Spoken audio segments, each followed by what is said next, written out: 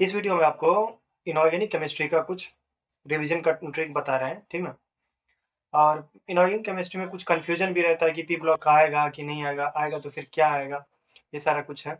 और इसमें क्वेश्चन कहाँ से प्रैक्टिस करना है, क्या करना है, वो हम आपको बता दे आता है। एंड एनसीईआरटी का जितना भी चैप्टर है उसमें क्या पढ़ना है आपको, वो सारा कुछ डिस्कस किया गया है। तो थोड़ा सा वीडियो में ज़्यादा टाइम लगेगा क्योंकि हर एक चैप्टर का एक्सप्लेनेशन आपको दिया गया है कि उसमें क्या पढ़ना है आपको। ठीक है, एग्जाम का भी टाइम है तो क्या सेलेक्टेड चीज़ क्या पढ़े, वो सेलेक्टेड सी बातें बताई गई हैं। तो वो प्लीज़ पूरा वीडियो को देखिएगा। तो देखिए, सबसे पहले आपको कॉपी जो भी नोट्स दिया गया है, पीरियोडिक टेबल यदि पढ़ाया गया है तो उसमें सबसे पहले आपको क्या पढ़ना, आईपी, ये एटॉमिक रेडियस, ये सारा कुछ। एंड इसके बाद जो है एसडी बेसिक स्ट्रेंथ, जो इसके इसके हिसाब से है, क्या कहते हैं, पीरियोडिक टेबल के हिसाब से है, कौन एसडी मेटलिक नॉन मेटलिक, इस हिसाब से। और कुछ एनसीईआरटी के कुछ चीज़ें हैं वो हम आगे बता रखे हैं। और इसमें क्वेश्चन कहाँ से प्रैक्टिस करना है, क्वेश्चन देखिए पीवाईक्यू कर लीजिए आप। ठीक है, अभी आपके पास टाइम बहुत कम ही है तो आप पीवाईक्यू कीजिए। एंड उसके बाद जो है आप इंटेक्स्ट इंटेक्स्ट क्वेश्चन सबसे ज़्यादा इंपॉर्टेंट है इसमें, इंटेक्स्ट और सॉल्ड एग्जाम्पल, ये बहुत ही ज़्यादा इंपॉर्टेंट है, इंटेक्स्ट सॉल्ड एग्जाम्पल ये कर लीजिए। इसके बाद आपका ये लगभग कवर अप हो जाता है। इसके बाद यदि टाइम मिले तो आप वो एनसीईआरटी का एग्जाम्पलर कर सकते हैं, उसमें भी बस एमसीक्यू वाला पोर्शन, उसके बाद वाला मोर देन वन करेक्ट वाला नहीं कीजिए, उतना ज़रूरी नहीं है, लेकिन एक बार आया है, क्वेश्चन आया है। ठीक है, उसके बाद आता है केमिकल बॉन्डिंग। देखिए इसमें पीरियोडिक टेबल में बहुत सारी चीज़ें ऐसी हैं, जैसे कि उधर आ जाएगा आपको फॉर्मूला बेस्ड कुछ चीज़ें आ जाएंगी जो कि अभी तक आया ही नहीं है। आईपी किसी का फॉर्मूला है, ये ईएन, इस तरीके का बहुत सारे फॉर्मूले सर ने बता रखे होंगे, तो वो सब आया ही नहीं है, झूठ मूठ का उसको याद नहीं करना, फालतू टाइम उस पर नहीं देना, ठीक ना? एंड उधर आयनाइजेशन एनर्जी, उसका भी कुछ फॉर्मूला आपको डिराइव करके बताया हो गया। किसी किसी का आयनाइजेशन एनर्जी भी निकालना पड़ता होगा, तो वो सब फॉर्मूला इंपॉर्टेंट है ही नहीं, आ ही नहीं रहा है, झूठ मूठ का फर्क है, क्या होगा, फालतू का टाइम मत लगाइए उसमें।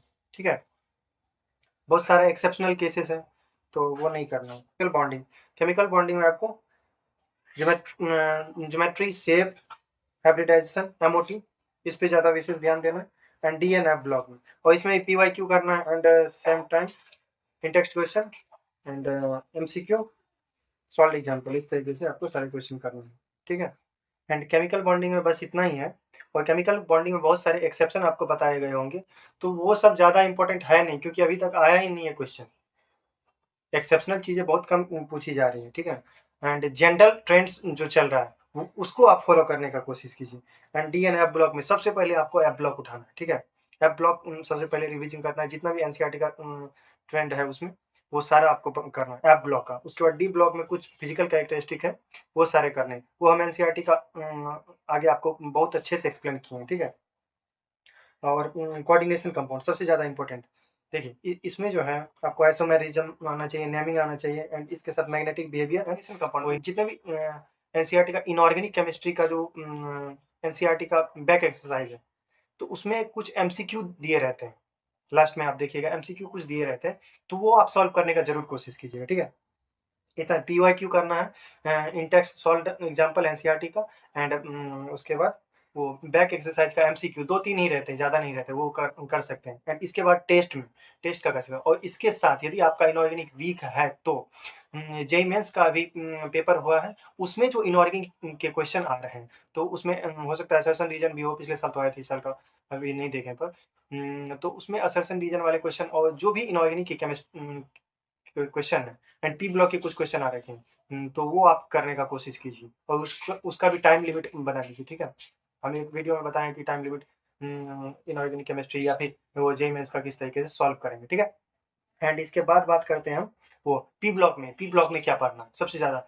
वही कंफ्यूजिंग वाला होता है कि उसमें क्या पढ़े। देखिए पी ब्लॉक में जितना भी जनरल ट्रेंड्स है हम बहुत अच्छे से एक्सप्लेन किए हैं आगे कि एनसीईआरटी में पूरा एक्सरसाइज है, क्या पढ़ना है नहीं पढ़ना है, लेकिन हम एक शॉर्ट बता देते हैं कि ओनली फिजिकल कैरेक्टरिस्टिक्स और केमिकल कैरेक्टरिस्टिक्स तक आपको पढ़ लेना है। ठीक है, रिएक्शन पढ़ने का कोशिश नहीं कीजिएगा, रिएक्शन नहीं आ रहा है अभी फिलहाल में तो। ठीक है, पहले आया था तो वो तो तभी सिलेबस में था, अभी तो सिलेबस में नहीं है, तो इसलिए रिएक्शन आप पढ़ने का कोशिश नहीं कीजिएगा, बस इतना ही है।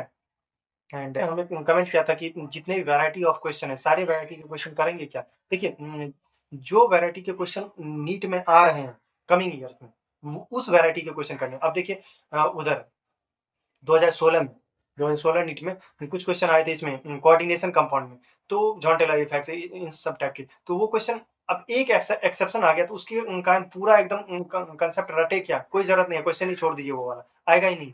झूठ-मूठ क्या क्यों दिमाग लगाना? एक्सेप्शनल चीज़ें बहुत कम आ रही है, जो जनरल चीज़ें हैं वो आ रही है, इसलिए आपको जो जनरल चीज़ें हैं उस पे बेस्ड सिर्फ क्वेश्चन करने हैं। एक्सेप्शनल चीज़ें बहुत उसमें भी पढ़ाया होगा आपको पीरियोडिक टेबल में भी, केमिकल बॉन्डिंग में भी एंड और क्या कहते हैं सबसे ज़्यादा उसमें मतलब मेरा मेरा तो रटते-रटते दिमाग खराब हो गया, क्वेश्चन आता ही नहीं है। कोऑर्डिनेशन कंपाउंड में D3 D4 मतलब कॉन्फ़िगरेशन रट रहे थे उसका। 1-2 एक्सेप्शनल केसेस था, तो कौन सा एक्सेप्शनल है किसमें होगा, तो वो सब याद कर रहे थे। स्ट्रॉन्ग लिगेंड की तरह कौन एक्ट करता है, किसके प्रेजेंस में, वो एक्सेप्शन याद कर रहे थे। वो साला आ ही नहीं रहा है। जब क्वेश्चन आ ही नहीं रहा, फालतू का क्यों कर रहे हैं? और केमिस्ट्री ग्लांस के बारे में हम कहना चाहेंगे, यदि कोई एनसीईआरटी ये एलन का केमिस्ट्री ग्लांस कर रहा है, तो उसमें थोड़े से मतलब ऐसे लेवल के क्वेश्चन हैं, अब पता नहीं चेंज किया कि नहीं, अभी तो हम नहीं देखे हैं, लेकिन पहले जैसा था कि मतलब आना ही नहीं है ऐसा समझिए ना वो आना ही नहीं है, कुछ क्वेश्चन ऐसे हैं। तो बेसिक वही है, हम तो बता ही दिए क्या-क्या सॉल्व करना है, ठीक है? अब आगे देखते हैं एनसीईआरटी का क्या सब पढ़ना है, ठीक है? सबसे पहले बात करते हैं पीरियोडिक टेबल में एनसीईआरटी में आपको क्या पढ़ना है, ठीक है? चलिए देखते हैं। देखिए इसमें जो ट्राइड्स सब दे रखा है थोड़ा, ये सब जो डॉपलेनर्स ट्राइड, ये सब थोड़ा बहुत देख लीजिएगा, ठीक है? एंड इसके बाद न्यूलैंडस ऑक्टेव ये भी थोड़ा देखने का चीज़ है। और यहाँ पे जो ये लिखा हुआ है the properties of elements are periodic में मेंडलीव का जो ये आपको याद रहना चाहिए का एल्युमिनियम का सिलिकॉन, इस पे थोड़ा सा गौर करना है। एंड ये वाला आपके लिए कोई ज़रूरत नहीं है टेबल। एंड इसके बाद जो है ये आपको एग्जैक्टली याद रहना चाहिए physical and chemical property of भी क्वेश्चन आ गया हूँ, ठीक है? और ये वाला टेबल आपको खास करके देखने का बहुत अच्छा से आना चाहिए, ठीक है? आ सकता है, एक बार पूछ भी चुका। देखिए ये जो क्वेश्चन दे रखा है इन टेक्स्ट क्वेश्चन, ये आपको जो है ना बहुत अच्छे से आना चाहिए। और देखिए कुछ जनरल कैरेक्टरिस्टिक जो कि पूछा जाता है पी ब्लॉक से, तो यहाँ पे एस ब्लॉक लिमिट जैसे दे रखा है ये थोड़ा सा। एंड इसके बाद पी ब्लॉक डी ब्लॉक इसका भी कुछ दिया, ये देखिए पी ब्लॉक का दे रखा है, तो यहाँ पे जनरल कैरेक्टरिस्टिक्स इससे भी पूछ सकता है। तो ये भी आपको ये कम से कम इतना तो कर ही लीजिएगा, P block D N F block, ठीक है? उसके बाद ज़्यादा जरूरी है नहीं। ये इस क्वेश्चन को देख लीजिए, ये क्वेश्चन भी अच्छा खासा है। आपको इलेक्ट्रॉन ज्ञान इंथैल्पी और इलेक्ट्रॉन एफिनिटी ये बातें क्लियर होनी चाहिए, ठीक ना? तो क्वेश्चन आ सकता है इससे भी। ये देखिए इंटेक्स्ट क्वेश्चन है, इंटेक्स्ट क्वेश्चन एनसीईआरटी का सारा याद आपको अच्छे से क्या रहना चाहिए। नहीं यदि समझ में आता है तो समझने का टाइम रहा नहीं, आप याद कर लीजिए, ठीक ना? तो देखिए केमिकल बॉन्डिंग में तो ज़्यादा एनसीईआरटी से कुछ पढ़ने का जरूरत नहीं है, हाँ लेकिन एक चीज़ पढ़ने का ज़रूरत है, वो आपको हम बता रहे हैं। यहाँ पर कुछ है जो मतलब जो बोल्ड लेटर में लिखा हुआ है ना, ये सब जैसे लिखा है, ये कम से कम इतना तो पढ़ ही लीजिएगा, जो भी नहीं हो, ठीक है? एंड इसका जो इंटेक्स्ट क्वेश्चन है वो भी आपको बहुत अच्छे से ये देखिए इंटेक्स्ट क्वेश्चन जो है ये आपको बहुत अच्छे से आना चाहिए। फॉर्मल चार्ज क्या है, ये फार्मूला आपको आना चाहिए। हो सकता है फार्मूला ऑप्शन बना के कहीं पूछ ले, तो बच्चे एनसीईआरटी पढ़ते नहीं है, तो उस कारण से दिक्कत हो जाता है। तो ये फार्मूला भी आपको याद रहना चाहिए। ये देखिए बोल्ड लेटर में जो लिख रखा है, generally the lowest energy structure one with the smallest formal charge, ऐसा कुछ लिख रखा है ना, तो ये आपको एज इट इज़ याद रहना चाहिए, क्योंकि ये सीधा ऑप्शन बन के पूछा जा सकता है। देखिए चीज़ आपको आनी चाहिए, the main postulate of VSEPR theory, तो इसमें से जो है ना आपको क्वेश्चन बना के भी पूछा जा सकता है। ये देखिए एनसीईआरटी का ये वाला एक बार पूछ चुका है केमिकल बॉन्डिंग का, ठीक ना? तो इस तरीके की चीज़ एनसीईआरटी में देखने को मिलेगी, वो याद रहना चाहिए। बाकी ये सब स्ट्रक्चर है, स्ट्रक्चर तो आप लोग बहुत अच्छे से आता ही है, इसमें तो आप लोग मिस नहीं करते हैं। हाँ NH3 NF3 इन सब का डायपोल मोमेंट देख लीजिएगा एक बार, ठीक है? ये क्वेश्चन भी दे रखा है। ये देखिए फिगर जो दे रखा है SS ओवरलैपिंग SP ओवरलैपिंग, ये सब फिगर आपको क्लियर रहना चाहिए, क्योंकि फिगर से भी क्वेश्चन आने के चांसेज हैं। बाकी ये सबसे ज़्यादा पूछने वाला मॉलिक्यूलर ऑर्बिटल थ्योरी, तो इसका जो ये है जितना भी साइलेंट फीचर है ये सब आपको बहुत अच्छे से आनी चाहिए, और ये याद रहना चाहिए, ठीक ना? ये जितना भी पॉइंट है 1 2 3 4 5 6 7 8, क्योंकि ये पूछा जा चुका है जितना भी, यहाँ से इंपॉर्टेंट चीज़ चालू होता है, यहाँ से इधर से मॉलिक्यूलर 4.7 से नीचे इतना, ये सारा चीज़ आपको पढ़ना है 4.7 1 जितना भी है ये पढ़ना है, इधर का जितना भी चीज़ें हैं सारी पढ़नी है आपको। ठीक है, टाइप्स ऑफ ऑर्बिटल ये सब भी आपको बोल्ड लेटर में जो लिख रखा है ये सब आपको बहुत अच्छे से आनी चाहिए। और ये वाली चीज़ तो आपको रटा हुआ रहना चाहिए, ठीक ना? सिग्मा 1s 2 मेरे ख्याल से याद भी होगा, ठीक ना? इससे क्वेश्चन आ जाते हैं। बॉन्ड ऑर्डर का ये फार्मूला भी आपको याद रहना चाहिए, एनसीईआरटी में जिस तरीके से दे रखा है। ठीक है, हाइड्रोजन बॉन्ड का तो बस थोड़ा सा ही इसमें चीज़ दे रखा है, तो इतना सा ही चीज़ इंपॉर्टेंट है, तो nitrophenol in the hydrogen between the two oxygen atoms, ये भी इंपॉर्टेंट है, यही बच्चे नहीं कर पाते हैं। ठीक है, DNF ब्लॉक यदि आप एनसीईआरटी से कवर अप करना है, सबसे पहले जो आपको चीज़ पढ़ना है वो आपको बताना है, ये शुरू का इंट्रोडक्शन ये सब पहले नहीं पढ़ना है। देखिए ये सब जो क्वेश्चन इन टेक्स्ट क्वेश्चन जो दे रखा है ये सब आपको जो है ना समझ आए ना आए उससे मतलब नहीं है। अब अब समझ नहीं भी आया तो आपको याद रहना चाहिए, समझने का कोशिश कीजिए, नहीं समझ आया तो याद रहना सारे एग्जाम्पल्स जितने भी हैं इंटेक्स्ट वाले, और इधर इंटेक्स्ट के क्वेश्चन भी हैं, ये सब आपको बहुत अच्छे से आने चाहिए। यहाँ से देखिए मैग्नेटिक प्रॉपर्टी से, ठीक है, ये इनोट वाला तो नहीं होगा, मैग्नेटिक प्रॉपर्टी से ये सारा चीज़, इसके नीचे जितना भी चीज़ दे रखा है ये सारा आपको मैग्नेटिक प्रॉपर्टी में खैर बोर मैग्नेटॉन बस दे रखा है और कुछ ज़्यादा नहीं है, फॉर्मूला तो याद ही होगा। एंड इसके बाद ये जितना कलर फॉर्मेशन, इन सब का कलर याद करने का कोशिश नहीं कीजिएगा, नहीं पूछता है। फॉर्मेशन ऑफ कम्प्लेक्स, ये सब याद रहना चाहिए। कैटालिटिक फॉर्मेशन प्रॉपर्टीज, ये सब याद रहना चाहिए। और देखिए फॉर्मेशन ऑफ इंटरस्टिशियल कंपाउंड, इसमें देखिए 1 2 3 4 ये सारा जो है रटा रहना चाहिए आपको। एलवाई फॉर्मेशन क्यों होता है इन सब में, because of the similar radius and other characteristics of transition metal, ये सब लाइन आपको बहुत अच्छे से याद रहना चाहिए। एग्जाम्पल भी बहुत अच्छे से रहना चाहिए। ऑक्साइड्स एंड मेटलॉइड फॉर्मेशन, ये सब आपको सबसे पहले इन सब चीज़ों को पढ़ना है। देखिए ये सारा चीज़ हो गया, फिर क्रोमेट डाइक्रोमेट आयन, ये सारा रिएक्शन आपको याद रहना चाहिए। ठीक है, इसमें जो पॉइंट्स सब लिखा हुआ है, potassium dichromate used primary standard in volumetric analysis, ये सारा कुछ आपको याद रहना चाहिए। ये भी आपको रिएक्शन बहुत अच्छे से आना चाहिए। इसमें जितने भी पॉइंट हैं इसके बाद वाले अभी जितना भी बताएं, ये सारा कुछ आपको पढ़ना है। इधर एफ ब्लॉक चालू हो गया, एफ ब्लॉक में आपको क्या करना है, सारा कुछ पढ़ना है। इधर नीचे जितना भी चीज़ है ये देखिए, ऑक्सीडेशन हिस्ट्री, ये इलेक्ट्रॉनिक कॉन्फ़िगरेशन आपको बहुत अच्छे से आनी चाहिए। और उधर पीरियोडिक टेबल में भी कॉन्फ़िगरेशन पे आप विशेष ध्यान दीजिएगा। इधर जितना भी ये जनरल कैरेक्टरिस्टिक दे रखा है ये आपको याद रहनी चाहिए, ठीक है। ये देखिए ये भी जितना भी रिएक्शन है ये आपको याद रहना चाहिए। मिस मेटल क्या होता है, इसमें 5% 9%, ये सब चीज़ याद रहनी चाहिए बहुत अच्छे से। इसका कैरेक्टरिस्टिक फ्यूचर पूछ देता है। ये देखिए इधर का जो क्वेश्चन पूछा है जनरल कैरेक्टरिस्टिक से ही 2 बार 3 बार क्वेश्चन आ चुका है, 1 2 बार। ये यूरोपियम इटरबियम, ये सारा कॉन्फ़िगरेशन बहुत अच्छे से आनी चाहिए आपको, ठीक ना। एंड इसके बाद एक्टिनॉइड्स में भी बहुत अच्छे से आनी चाहिए सारी चीज़ें जितना भी है। ऐप ब्लॉक सबसे ज़्यादा इंपॉर्टेंट है, डी ऐप ब्लॉक, ठीक है। इसके बाद ये बच्चे छोड़ते हैं, ये एप्लीकेशन, एप्लीकेशन आपको बहुत अच्छे से रटा रहना चाहिए, ठीक है।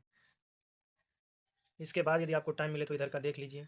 ऐसे इधर से क्वेश्चन तो ज़्यादा आ नहीं रहा है, हाँ ये सब एग्जांपल्स देखने का कोशिश कीजिएगा, जितना भी टेक्स्ट क्वेश्चन सॉल्व एग्जांपल है ये सारा इंपॉर्टेंट है। इसके बाद टाइम इधर देखिए, ज़्यादा जरूरत तो है नहीं। देखिए कोऑर्डिनेशन कंपाउंड में क्या इंपॉर्टेंट है, ये देखिए यहाँ पे जो एग्जांपल्स दे रखा है आपको, ये जो है ये देखिए, in the coordination the main postulate, तो ये आपको मास्टर तो बताएगा नहीं, तो ये आपको बहुत अच्छे से याद रहना चाहिए। वो एनसीईआरटी से पढ़िएगा तब आएगा। तो जेईई मेंस का क्वेश्चन भी सॉल्व कीजिएगा तो उसमें ये सब दिख जाएंगे आपको, ये आपको चारों पॉइंट्स बहुत अच्छे से याद रहने चाहिए, ठीक है। ये जो एग्जांपल्स हैं, एग्जांपल्स हो एंड टेक्स्ट हो, किसी का नहीं छोड़ना है, डिफरेंस ये पढ़ना है आपको, ठीक है।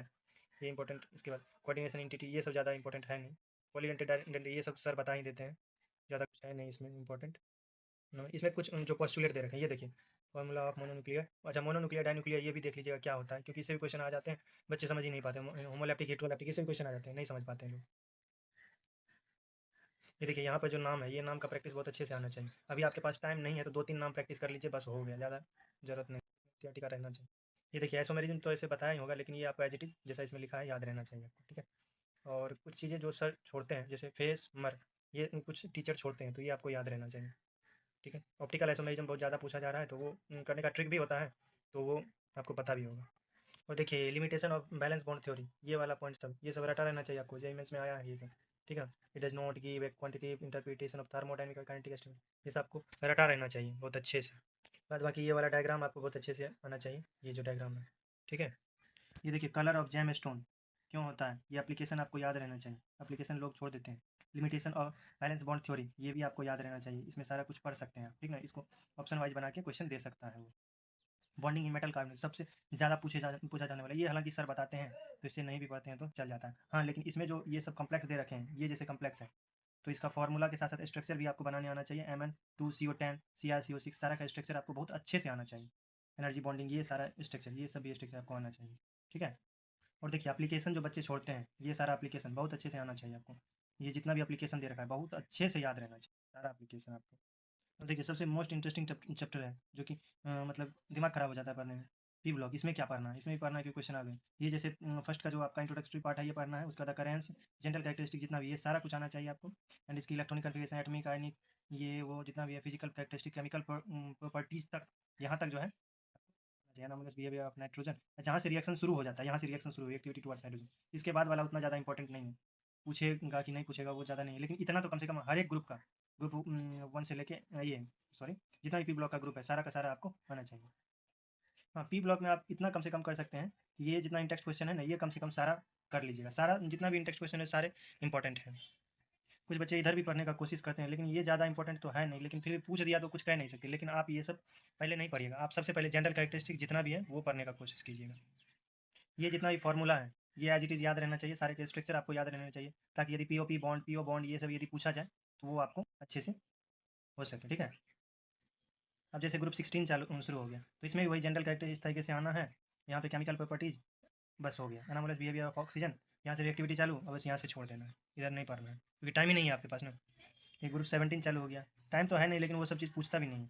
इसमें भी यही general characteristic, electronic configuration, E and physical characteristics तो कम से कम आना भी चाहिए। यहाँ तक केमिकल वाला भले पता ना हो लेकिन फिजिकल वाला आपको आना चाहिए। कहीं कहीं केमिकल वाला भी पूछ दिया है लेकिन क्या कर सकते हैं, सिलेबस में है ही नहीं तो फिर पूछ दे रहा है, तो कम से कम फिजिकल तक तो आना ही चाहिए, केमिकल वाला आपको आए ना आए। एंड कुछ बेसिक फार्मूलेज हैं तो वो सब आपको आना चाहिए, फार्मूला आना चाहिए, फार्मूला का नाम आना चाहिए, ये सारा चीज़ इंपॉर्टेंट है। देखिए ग्रुप 18 चालू हो गया, तो जब भी आप ई ब्लॉक स्टार्ट करें तो सबसे पहला जो चीज़ है वो आप ग्रुप 18 को ही सबसे पहले लें। ग्रुप 18 को सबसे पहले आप कंसिडरेशन में ले सकते हैं और वहीं से चालू करें। हम सबसे पहले ग्रुप 18 पढ़ते थे, उसके बाद दूसरा कोई group, electronic configuration, IP, atomic radius, enthalpy, ये जितना भी है, noble gases has very low boiling point, बहुत अच्छे से आपको आना चाहिए। ये जो केमिकल प्रॉपर्टीज़ है ये सारा आपको आना चाहिए, ठीक है। इसके बाद इधर तो पूछने लायक चीज़ है नहीं, इसके बाद मन हो तो पढ़िए, नहीं तो नहीं पढ़िए, ठीक है। केमिकल प्रॉपर्टी तक कम से कम हर एक ग्रुप का आपको आना चाहिए। ये देखिए 11th का ये पी ब्लॉक है, तो इसमें भी जनरल कैरेक्टरिस्टिक्स ये सब जो दे रखा है, यूनिट पेयर इफेक्ट, ये तो हालांकि पढ़ाते हैं सर, तो ये सब आना चाहिए। ये जो B F 4 minus L F 6 minus, ये कैसे क्या बनता है, e pi p pi d pi d pi, ये सब बॉन्डिंग ये आना चाहिए। Ionium synthetically prepared radioactive element, ये वाला चीज़ ये आपको आना चाहिए। ग्रुप 13 जैसे स्टार्टमिक रेडियस आइनेस एंथैल्पी, इसमें वही केमिकल प्रॉपर्टीज इसमें बहुत सारा है, तो बस हो गया। फिजिकल प्रॉपर्टीज तक पढ़े, केमिकल प्रॉपर्टीज में इतना ज़्यादा है कि पढ़ ही नहीं पाइएगा। रिएक्टिविटी जहाँ से चालू होता है वहाँ से बस छोड़ देना, क्योंकि रिएक्शन एक भी आ नहीं रहा, आ भी गया तो बहुत मुश्किल है करना, क्योंकि पहले से यदि कर रहे हैं तब तो आसान होगा, नहीं तो थोड़ा सा मुश्किल हो जाएगा।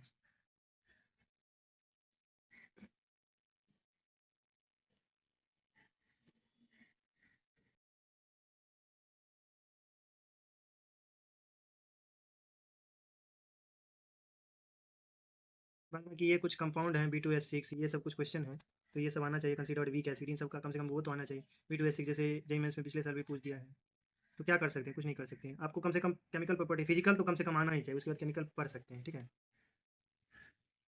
और जो इधर दे रखा है डायमंड, फुलरिन, ये सब ज़्यादा इंपॉर्टेंट तो है नहीं, ठीक है, क्योंकि पूछा ही नहीं जा रहा है। तो ऑलमोस्ट वही क्वेश्चन पूछा जाएगा, जनरल जो चीज़ें हैं ना वही पूछी जाएगी, तो इन सब पे ज़्यादा दिमाग लगाने का ज़रूरत है नहीं, पूछ लिया तो किस्मत का बात है, ठीक है। और एक्सरसाइज में कुछ क्वेश्चन दे रखे हैं, ये सब, ये जो ऑब्जेक्टिव वाइज हैं ये सब आपको आना चाहिए। आशा करते हैं हम आप सब कुछ क्लियरली समझ चुके होंगे, तो क्या पढ़ना है नहीं पढ़ना, ठीक है। तो इतना ही बस कीजिए, बस हो जाएगा। इनऑर्गेनिक में ज़्यादा कुछ है नहीं लफड़ा, तो इतना ही कीजिए। Thanks for watching the video.